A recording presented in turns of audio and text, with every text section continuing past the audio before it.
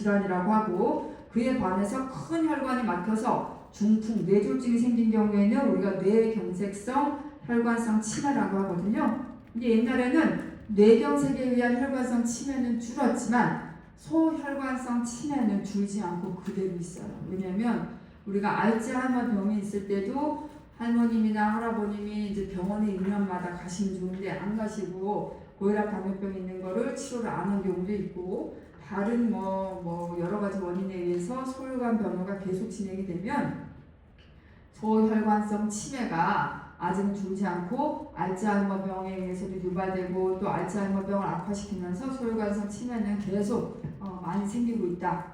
그렇기 때문에 우리가 알츠하이머 병은 100% 막을 수는 없지만 알츠하이머 병을 가속화시키는 원인 중에 혈관의 문제도 있기 때문에 소혈관 질환을 잘 조절하면 알츠하이머 병이 악화되는 것도 일정 부분 예방할 수 있다. 그럼 어떤 것들을 예방해야 되냐? 고혈압, 당뇨, 고지혈증, 흡연, 비만, 운동 부족 이런 것들을 미리미리 조절하면 혈관성 치매도 예방 가능하고 알츠하이머 병도 일정 부분 조절할 수 있다라고 알고 있으면 됩니다.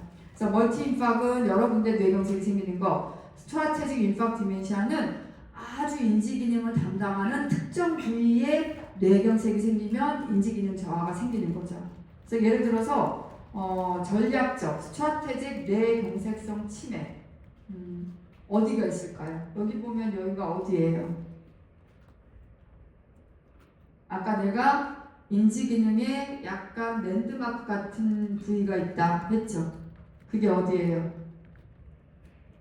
레프트 파라이탈 로브. 그쵸? 그래서 요 레프트 파라이탈 로브예요. 여기 선생님들이 혹시 여기 레프트 템포랄이 아니냐 그럴 수 있겠지만 그게 아니라 우리가 이제 약간 뇌실이 이렇게 보일 때는 위쪽 부위에 전두엽이 있고 그 뒤에 바로 옆에 파라이탈이 있거든요. 그리고 더 아래쪽으로 내려가야지만 템포랄이기 때문에 레프트, 우리가 MRI는 선생님이 보는 거랑 반대죠. 그래서 여기가 지금 레프트이기 때문에 레프트 파라이탈에 인파크가 생기면 이분은 언어 기능 장애, 인지 장애, 기억력 장애, 그 다음에 약간의 일정 부분에 그 물건을 다루는 수행 능력도 떨어지고 그렇기 때문에 우리가 일상생활 능력도 떨어지면 전략적 뇌경색성 치매가 생길 수 있다. 그 중에 가장 유명한 부위가 여기라는 겁니다. 그래서 우리가 이제 미상의 내측 축두엽, 아까 얘기했던 좌측 두정력, 그리고 그 외에도 배측, 앞측 시상액, 내측 시상액, 양측 후두엽 이런 부위가 생길 수 있는 부위지만 생길 수 있다. 그렇게 알고 있으면 됩니다. 그래서 우리가 이제 전두축두엽 치매는 사실 이제 나이 들어서 생기는 병은 아니에요. 젊은 우리가 65세 이전에 치매가 생기는 거를 우리가 초록이 치매라고 하거든요. 그리고 조발성 치매라고 해요. 조금 어려운 말이지만 프리시널 디멘시아라고 하는데 전체 우리가 치매 환자의 아까 내가 이제 대략적으로 100만 명 정도 치매 환자가 있다라고 얘기했는데 한 5% 미만이라고 생각하면 돼요. 근데 이제 대학병원에는 워낙 이런 나이 들어서 생기는 분들보다 정말 65세 이전에 기억장애가 생기고 시공간 기능이 떨어지고 그러면 보호자들 입장에서는 얼마나 놀라겠어요. 아마 학생 선생님들의 어머님 아버님 나이일 수가 있다고 생각되는데 그렇기 때문에 대학병원에는 꽤 있습니다. 그 중에서도 65세 미만에 생기는 초록이 치매 환자 중에 거의 한 80%가 그래도 알츠하이머 병이에요. 나머지 한 10%가 전두축두엽 치매예요. 그래서 전두축두엽 치매는 흔하지 않아요.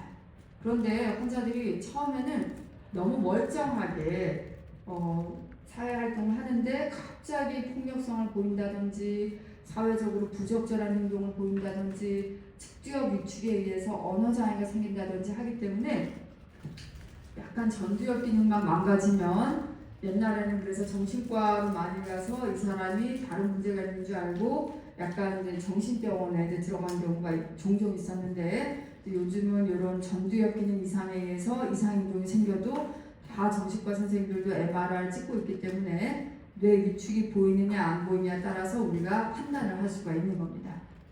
그래서 우리가 근데 이 전두엽이 세 가지로 나눠져 있죠. 아까도 제가 잠깐 보여드렸지만 도솔라테랄 프리프론탈 콜텍스가 있고 오비탈 콜텍스가 있고 미디얼 콜텍스가 있는데 우리가 일반적으로 말하는 나의 전두엽 기능, 판단 능력, 나의 성격을 이루고 있는 거는 도솔라테랄 프리프론탈 콜텍스죠. 그래서 우리가 관리 집행 기능, 주의 집중력 그리고 또 중요한 이제 작업 경력을 담당하는 부위이고 그에 반해서 미디얼 프론탈인 경우에는 우리의 의지나 그런 것들을 이제 조절하는 거라서 의지 기능을 유지하게 되고 내가 목표를 가지고 어떤 일을 하게끔 만드는 의지를 조절하는 부위인데 만약에 여기 미디얼 프론탈이 망가지면 따라서 의지가 없어지고 다른 사람들 가족분들에 대해서 감동을 안 하고 어떤 경우는 아주 심한 경우에는 갑자기 아무것도 움직이지 않고 꼼짝없이 누워서 지내는 그런 이제 무의지, 무감동, 무동증 같은 것들이 생기고 그에 반해서 오비토 프론탈은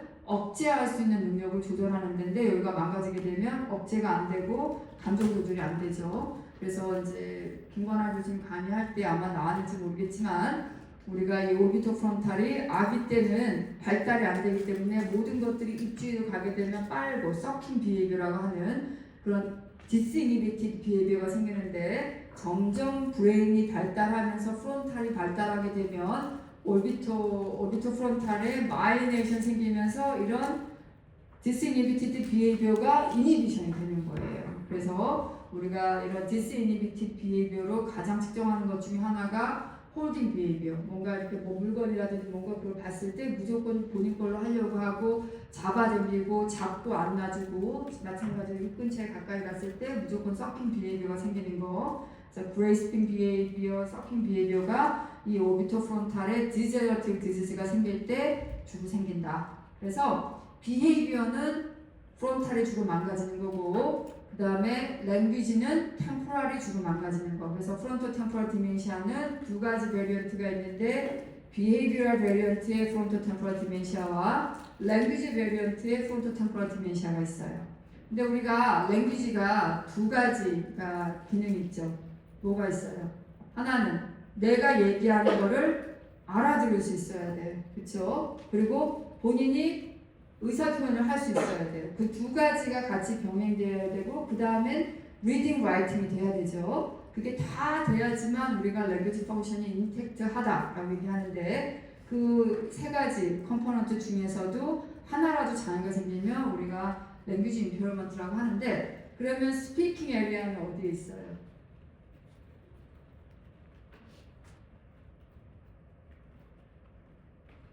스피킹 에리아는 지난번 강의가 다 나왔을 것 같은데 브로카스 에리아라고 하죠. 인페리어 프론탈의 앞쪽 3분의 1에 있는 그래서 우리가 인페리어 프론탈 아트로피가 생기면 말이 잘 안 나와. 그래서 이거를 우리가 패솔로지 상에서는 옛날에는 브로카스 에이페이지라고 했지만 그때는 이제 뇌졸중에 의해서 브로카 에리아 인페리어 프론탈 오퍼큘럼에 인파크가 생기면 에이페이지가 생기는 걸 브로카스 에이페이지라고 하고 그에 반해서 뇌 위축에 의해서 표현 장애, 본인의 스피치에 장애가 생기는 거는 non-fluent variant primary progressive aphasia라고 해요.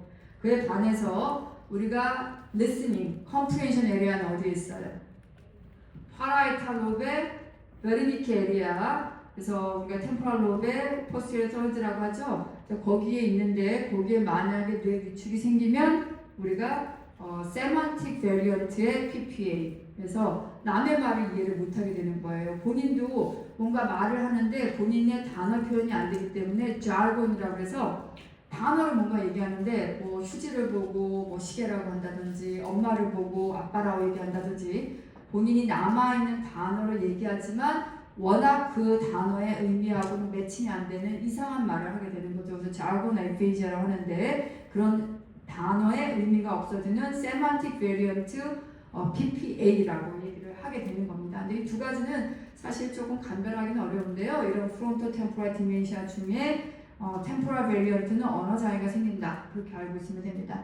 근데 크루치파트 야콥은요. 사실 나도 1년에 한 명, 2년에 한 명 정도 볼까 말까 한 병이에요. 근데 그럼에도 불구하고 학생 선생님들이 너무 옛날인가요? 광우병 사동 기억나요? 광우병 파동?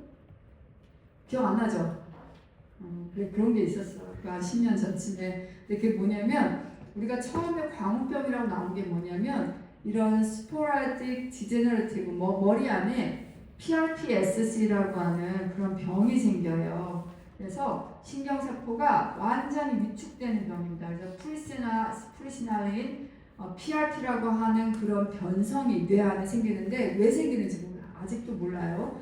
동물한테 먼저 생긴 게 보고가 됐고 이런 똑같은 PRP 스크래피 프로테인이 사람의 뇌에도 생긴다는 게 알려졌는데 너무 무서운 건 뭐냐면 이 PRP가 생긴 그 광우병 뇌를 사람이 먹으면 그게 사람의 뇌로 올라가서 그냥 먹으면 우리가 장으로 내려가야 되는데 얘네들이 어떻게 알 수는 없지만 거트 브레인 액세스를 통해서 이 장에서부터 뇌로 베이거스 너브 타고 쭉 올라가서 뇌 안에도 동물의 PRP 프로테인이 사람한테 PRP 프로테인을 변형을 시켜요. 그래서 광우병 뇌가 있는 소고기를 많이 먹었더니 인간한테 인간성 이런 베리언트 CJD 프루치팔트 약국병이 많이 생겼다는 게 자그마치 한 20년, 30년 전에 영국에서 보고가 된 거예요. 그랬는데 이제 미국에서 이제 소를 수입을 하는데 이제 그게 갑자기 뭐 알려지면서 뭐 그것 때문에 뭐 미국산 소를 수입을 하느냐 마느냐 그게 이제 시끄러웠던 거고 그것 때문에 유명한 거고요. 그래서 어떻게 되냐? 뭔가 PRP 스크래피 프로테인이 이제 뭐 이렇게 뇌 안에 이제 점차적으로 생기게 되는데 갑자기 환자가 1년 만에 인지 저하가 생기고 거의 뮤티즘이 생기는 아카네티 뮤티즘 아까 그 미디얼 프론탈이 망가지는 그런 증상처럼 급격하게 인지 저하가 생기면서 와서 MRI를 찍으면 디퓨전이든 플레어이든 이렇게 카우데이트, 베이자 갱글리아, 그다음 탈라머스에 뇌 안에 시그널 체인지가 생기면서 코텍스 쪽으로 이렇게 하이 시그널 인텐시티가 전체적으로 쫙 변형되는 게 생기는 겁니다. 그래서 이런 인지 기능의 변화, 뇌파상에서 14-33 그런 뇌의 변화도 생기고 그러면서 MRI상에서 이런 변화가 생겼을 때 우리가 인간성 광우병을 다른 말로 크루치팔트 약효병이다 하는 게 있다 이렇게 알면 되고요. 노멀 프레셔 하이드로세팔러스는 글자 그대로 뇌 안에 뇌 수두증이 생기는 병이에요. 근데 생각보다 많아요. 아까 내가 잠깐 얘기했었죠. 기억날지 모르겠지만 뭐냐면 우리가 노멀 프레셔 하이드로세팔러스는 뇌 안에 이 물이 차는 수두증이 생기는 건데 이반스 인덱스가 0.3 이상일 때 우리가 진단을 내린다는 거고 그 다음에 제일 중요한 게 이제 클리니컬 심텀이 세 가지가 있는데 뭐냐면 인지장애도 생기고 거동장애가 생기면서 소변장애 이 세 가지가 특징적인 트리아드로 나타날 때 우리가 노멀 프레셔 하이드로세팔러스라고 얘기를 하고 이반스 인덱스 0.3 이상일 때 MRI 상에서 그거를 뒷받침한다라고 얘기를 하고 있어요. 그러면 게이트 프로블럼은 어떤 게 생기느냐? 그냥 일반적인 게이트 프로블럼이 아니라 프론탈 에프락식 게이트라고 해서 발을 땅에서 못 띄어요. 그래서 완전히 발이 발바닥에 붙어서 이렇게 걸어 걷는 것처럼 우리가 마그네틱 프론탈 마그네틱 게이트라고 하는데 그런 특징적인 게이트 프로블럼이 생길 때만 우리가 이제 NPH에 의한 게이트다라고 이제 얘기를 하고 있습니다. 그래서 아주 심한 경우에는 이렇게 심한 정도로 하이드로세팔러스가 생기는 경우도 있고, 근데 중요한 거는 이 하이드로세팔러스가 생길 때 알츠하이머 병에 의해서도 이런 하이드로세팔러스가 생기는 경우가 있어요. 그래서 그런 경우는 우리가 이제 NPH이긴 하지만 원인 자체가 그냥 일반적인 NPH가 아니라 알츠하이머 병의 NPH다라고 얘기를 하는 경우도 있고. 이거 한번 보시면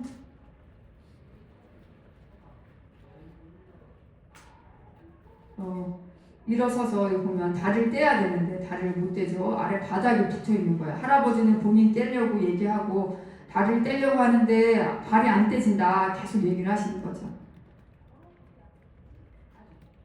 조금 걷기 시작하죠. 근데 걷기 시작해도 바닥에 붙어 있는 게 보이죠. 이게 아주 심각한 프론탈 에프락식 게이트다.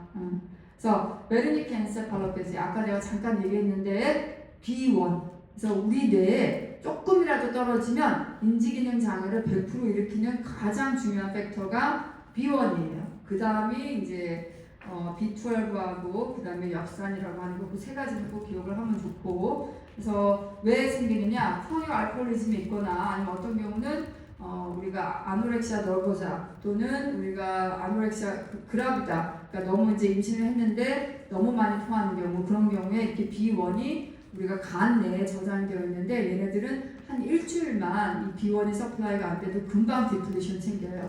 근데 B1은 뇌에서만 우리가 신경세포의 코팩터로 작용을 하거든요. 조금만 농도가 떨어져도 신경세포가 다 망가지는 거죠. 여기 보면 여기 부위가 아까 크루치팔트 약포병에서도 이렇게 탈라무스의 하이 시그널이 보였었어요. 이게 탈라무스라고 하는 건데 여기에 하이 시그널이 보일 때 우리가 크루치팔트 약포병 아니면 베르니케 엔세팔로패시를 의심을 해봐야 돼요. 근데 베르니케가 아주 특징적인 술을 많이 못 먹고 술을 많이 드시거나 식사를 잘 못하거나 많이 토하거나 그래서 간 내에 저장되어 있는 B1이 급격하게 디플리션이 생기는 그런 히스토리가 있어야 되는 거죠. 그래서 이런 히스토리 테이킹을 하지 않으면 B1이 디플리션 되어 있다는 걸 놓치는 거예요. 근데 이 B1이 결핍되면 아까도 얘기했듯이 한 1, 2주 안에 환자는 급격하게 나빠지고 얘네들을 빨리 서플라이를 안 해주면 3일 안에 서플라이를 안 해주면 이 뇌 병변은 되돌아오질 않아요. 그래서 처음에는 B1이 떨어져서 베르니케 엔세팔로패시가 생기지만 나중에 뇌신경세포가 망가져서 기억력이 돌아오지 않고 컴파뷸레이션 생기고 그런 거는 우리가 베르니케 콜사코프 사이코시스라고 얘기를 하게 된 겁니다.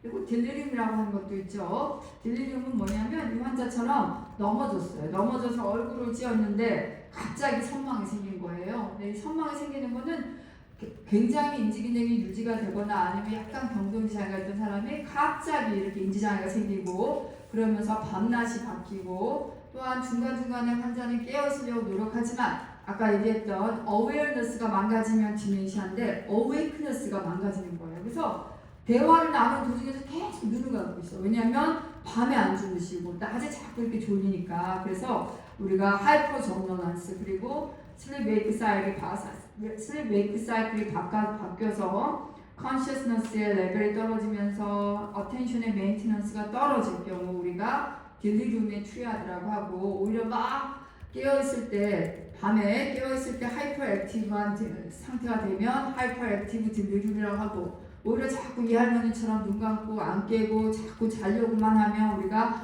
하이퍼 액티브 딜리리움이라고 하는 겁니다. 그래서 이 딜리리움의 다른 말이 이제 컨퓨전인데요. 우리가 어텐션이 유지가 안 되고 타임, 플레이스, 퍼슨에 대해서 디스오리엔테이션 생기고 스피치와 퍼포먼스에 이제 인퍼시스턴스가 생기고 그러면서 이런 것들이 굉장히 플럭추에이션이 있고 또 이럴 때 우리가 이제 컨퓨전이라고 하고 컨퓨전의 원인이 딱 뚜렷하게 있을 때 우리가 그거를 딜리리움이라고 얘기를 하게 됩니다. 약물적 치료는 아까 내가 조금 일찍 와서 밖에서 들어보니까 양미학 교수님께서 말씀을 하고 계시더라고요. 그래서 우리가 아세틸콜린, 우리가 신경 전달 물질이 여러 가지가 있죠. 아까 내가 얘기했던 엘도파, 도파민도 있고 가바도 있고 또 우울증하고 연관된 건 뭐가 있어요? 세로토닌도 있죠. 근데 아세틸콜린은 인지기능과 연관된 신경 전달 물질이에요. 그래서 이 아세틸콜린을 약간 올려주면 우리가 신경세포에 어떤 신경 전달 물질이 더 올라가니까 약간 인지기능이 반짝하는 효과가 있긴 있어요. 그런데 우리가 중요한 건 뭐냐면 우리가 신경세포는 공장이에요. 그래서 이 신경세포를 이 전구랑 똑같다고 생각하면 돼요. 전구가 망가지면 우리가 불을 켜도 불이 안 들어오죠. 마찬가지로 신경세포가 망가지면 이 아세틸콜린을 올려주는 약을 투여를 해도 인지기능 개선 효과가 없어요. 그래서 초창기에 신경세포가 일정 부분 유지가 될 때는 이 아세틸콜린의 농도를 올려주는 약을 쓰면 기억력이라든지 인지기능 개선 효과가 있지만 결국 신경세포가 망가지면 결국 효과가 없어진다. 하지만 우리가 초기에는 이 약을 써서 인지기능 개선 효과를 조금 기대해 볼 수가 있다. 근데 도파민이 떨어지는 병은 우리가 파킨슨병인데 그런 경우에는 도파민을 좀 올려주는 약을 써볼 수가 있고 우울증은 세로토닌이 떨어지는 병인데 세로토닌을 약간 올려주는 약을 써서 우울증을 경감시켜 볼 수가 있고 만약에 신경세포가 많이 망가져서 우리가 흥분성 신경 전달 물질인 글루타메이트가 막 이상하게 과흥분이 된다? 그럼 오히려 글루타메이트가 좀 떨어지도록 글루타메이트를 차단하는 약을 사용해 볼 수 있다. 중증 치매로 넘어가면. 그래서 우리가 결핍되어 있는 아세틸콜린을 증진하는 약들이 현재 나와 있는 도네페질, 리바스틴, 갈란타민이라고 하는 게 있고 비정상적인 글루테메이트를 조금 다운 레귤레이션 해주는 게 오히려 글루타메이트 리셉터 안타고니스트라고 하는 메만틴 같은 거 써볼 수가 있는데 아까 내가 CDR 우리가 시기가 중요하다고 했죠. 인지 기능이 떨어져 있어도 기억력상에서 CDR 0.5가 돼야지 이 도네페질이라고 하는 이런 약들을 쓸 수가 있어요. 0에서는 쓸 수가 없어요. 마찬가지로 메만틴이라고 하는 중등도 이상의 치매 단계 CDR2 이상 넘어가야지 요 비정상적으로 흥분되어 있는 글루타메이트를 쓸 수가 있습니다. 이거는 우리가 어쩔 수 없이 의료 행위를 할 때 모든 것들이 심평원이라고 하는 데서 주는 가이드라인에 맞춰서 사용해야 되기 때문에 약을 쓸 때 그런 치매 시기에 따라서 약물 치료가 달라진다. 근데 결국은 모든 퇴행성 뇌질환, 아까 내가 얘기했죠. 퇴행성 뇌질환은 멈출 수가 없어요. 신경세포가 재생이 되지 않으면 계속 나빠지기 때문에 이런 약을 투여해도 모든 질환, 특히 알츠하이머 병도, 파킨슨 병도 나빠질 수밖에 없다. 하지만 처음에 사용할 때는요, 우리가 허니문 피리어드라고 해요. 그래서 파킨슨 병도 도파민이라고 하는 농도를 올려주면 반짝 좋아져요. 그리고 마찬가지로 알츠하이머 병 환자도 이 아세틸콜린을 올려주는 약을 쓰면 한 6개월에서 1년 정도는 인지기능 개선 효과가 있어요. 하지만 계속 신경세포가 망가지면 결국 리스폰스가 없어서 점점 나빠지는데 그럼에도 불구하고 약을 쓰지 않은 분에 비해서 약을 쓴 분이 덜 나빠지기 때문에 우리가 어쩔 수 없이 약을 유지하고 있다라고 알고 계시면 되고요. 그냥 하나 케이스만 잠깐 얘기하고 케이스. 네. 그래서 인지검사를 했더니 이렇게 비주얼 스페셜 펑션과 벌벌 메모리, 비주얼 메모리가 떨어지는 암네스틱 MCI 멀티 도메인인 경우에는 인지기능 저하가 생길 수가 있고 이 사람 같은 경우에는 시간이 조금 지나서 인지기능은 더 떨어지고 MRI 찍었더니 미디얼 템포럴 로브의 HOP가 아주 진행이 됐기 때문에 MCI due AD다 우리가 진단을 내릴 수 있다는 거고 최근에는 이렇게 아밀로이드 펫을 바로 찍어서 아밀로이드 업테이크가 다 있는 경우에는 얼리 스테이지에도 우리가 알츠하이머 병을 진단 내릴 수 있다. 그래서 결론은 뭐냐면 죄송합니다. 네. 치매 진단 방법을 알아야 되고 치매와 경도지장의 차이를 알아야 되고 인지기능 검사 결과 어떻게 판독하는지 아까 내가 얘기했던 이런 이제 언어적 기억력, 시각적 기억력이 떨어졌을 때 우리가 특히 알츠하이머 병을 의심해 볼 수 있다라는 이런 인지검사의 결과에 대해서 단락적으로 알아야 되고 치매 원인 질환 진단 치료 선망의 진단 원인 질환에 대해서 알고 있는 게 필요합니다. 네, 이걸로 제 강의를 마치도록 하겠습니다. 네, 그래서 내가 오늘 강의에서 MMSE를 못했거든요.